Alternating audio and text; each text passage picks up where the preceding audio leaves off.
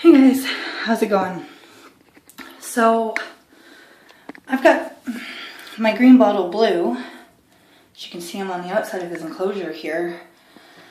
He's not doing very good.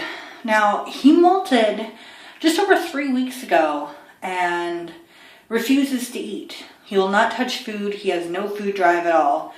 Now, for anybody who has a green bottle blue or knows about green bottle blues, knows that they have the most ferocious appetite ever. Now, I'm using my tripod here, so bear with me so I can try to get this on him so you guys can see him and I don't have to hold it.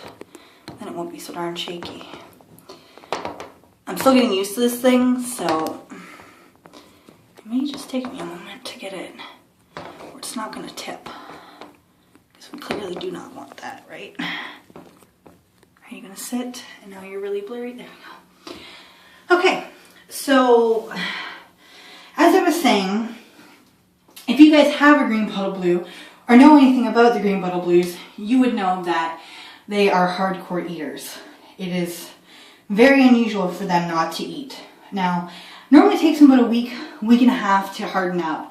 And normally by the time I go to feed him, he eats with gusto. Like, he takes that prey down like it's going out of style. So the fact that he hasn't eaten and he's got no sort of food drive, if I was to touch him with the tongs, now I was able to get him out of here, no problem. And these guys aren't aggressive, but they're very food driven. Normally if I touch him with the tongs, he'll accidentally tag them, thinking it's food.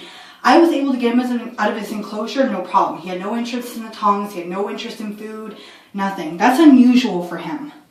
Now I've had this guy, I'm gonna turn it so you guys can see him a little bit better.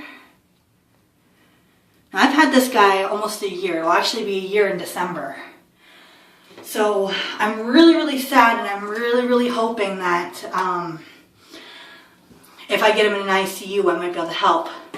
Now I've been instructed to put him in a dry deli with no substrate and just a water dish on the side in hopes that that will help him out. So that is my plan. So that's not good. Sorry about that, guys. So I'm just going to try to tap him. Actually, I want to do this as least stressfully as possible just because, he's already not feeling good. So I really don't want to mess with him too much if I can help it. But see, like this right now, like I said, I wouldn't classify these guys as aggressive. But come on, bud.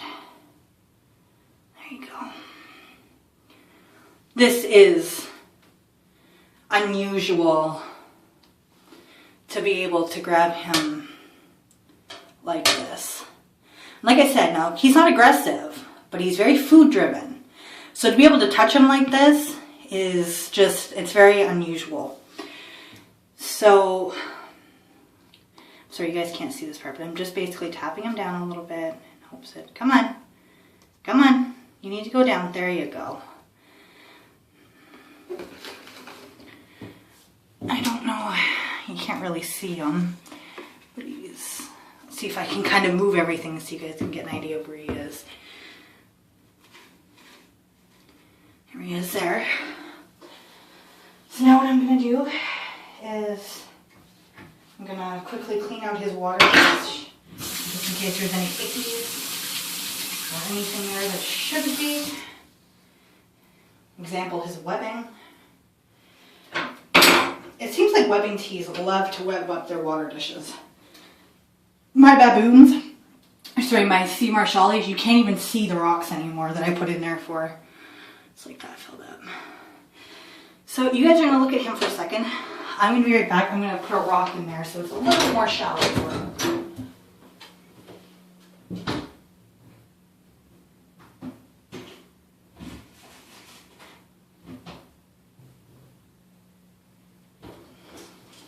Now I know I say don't leave your teas unattended. I was literally just outside the door. So, but don't leave your teas unattended.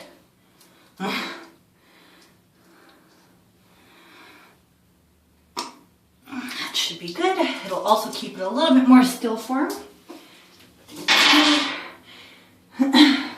These rocks I actually bought from the dollar store.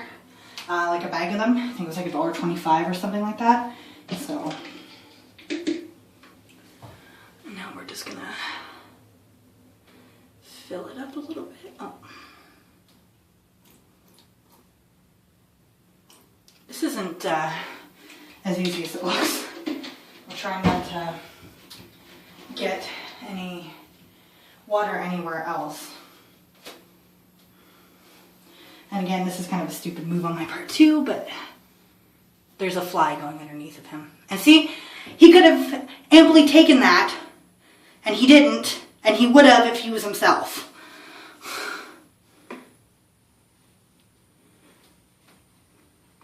That should prove my point. Not only that, typically I would not feel this comfortable putting my fingers this close. Now, like I said, they're not aggressive, but they're very food driven. So,